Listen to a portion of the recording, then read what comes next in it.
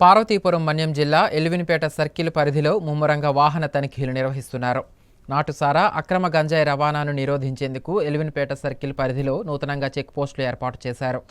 Palakonda DSP Krishnarao ఈ check పోస్టులను తనిఖీ చేసి సిబ్బందికి పలు సూచనలు అందించారు.